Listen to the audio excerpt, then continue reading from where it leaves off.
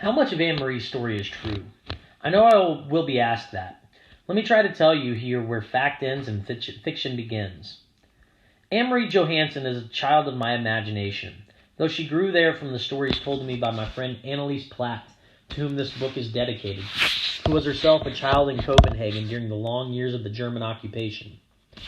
I had always been fascinated and moved by Anneliese's descriptions not only of the personal deprivation that her family and their neighbors suffered during those years and the sacrifices they made, but even more by the greater picture she drew for me of the courage and integrity of the Danish people under the leadership of the king they loved so much, Christian X. So I created little Anne-Marie and her family, set them down in a Copenhagen apartment on the street where I have walked myself, and imagined their life there against the real events of 1943. Denmark surrendered to Germany in 1940. It is true, and it was true for the reasons that Papa explained to Anne-Marie. The country was small and undefended, with no army of any size. The people would have been destroyed had they tried to defend themselves against the huge German forces. So, surely with great sorrow, King Christian surrendered, and overnight the soldiers moved in. From then on, for 5 years, they occupied the country. Visible on almost every street corner, always armed and spit-shined, they controlled the newspapers, the rail system, the government, schools, and hospitals, and the day-to-day existence of the Danish people. But they never controlled King Christian. It is true that he rode along on his horse from the palace every morning, unguarded, and greeted his people. And though it seems so charming as to be a flight of author's fantasy, the story that Papa told Anne-Marie of the soldier who asked the Danish teenager, "Who is that man?" That story is recorded in one of the documents that still remain from that time. It is true, too, that in August 1943, the Danes sank their own entire navy in Copenhagen harbor as the Germans approached to take over the ship for their own use. My friend Anneliese remembers it, and many who were children at the time would have been awakened, as little Kirsty was, by the explosions in the fiercely lighted sky as the ships burned. On the new year of the Jewish high holidays in 1943, those who gathered to worship at the synagogue in Copenhagen, as the fictional Rosens did, were warned by the rabbi that they were to be taken and relocated by the Germans.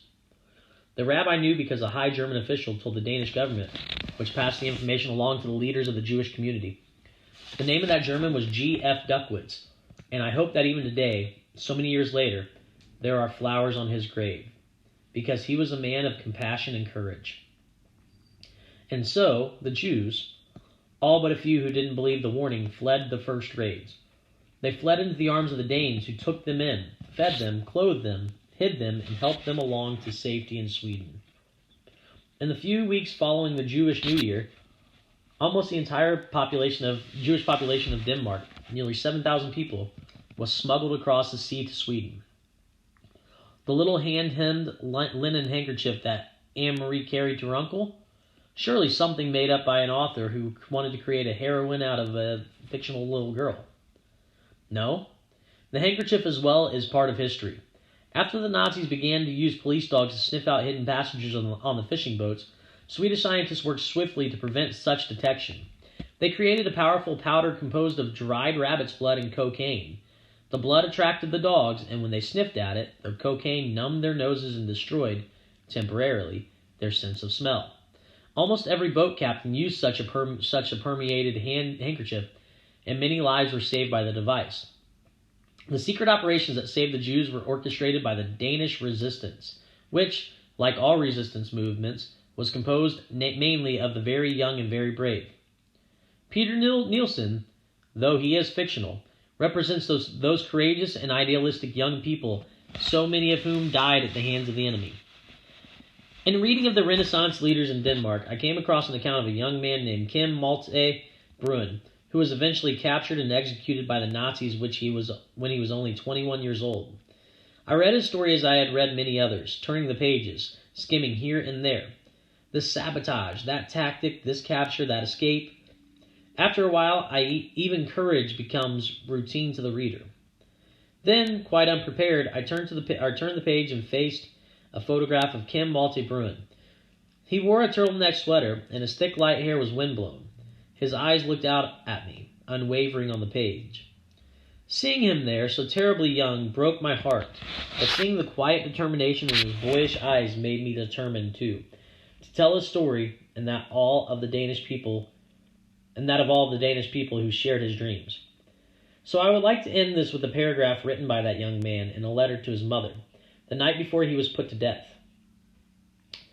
And I want you all to remember, that you must not dream yourselves back to the times before the war, but the dream for you all, young and old, must be to create an ideal of human decency, and not a narrow-minded and prejudiced one.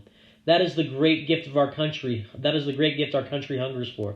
Something every little peasant boy can look forward to, and with pleasure feel he is a part of. Something he can work and fight for. Surely that gift, the gift of a world of human decency, is the one that all countries hunger for still. I hope that the story of Denmark and its people will remind us of all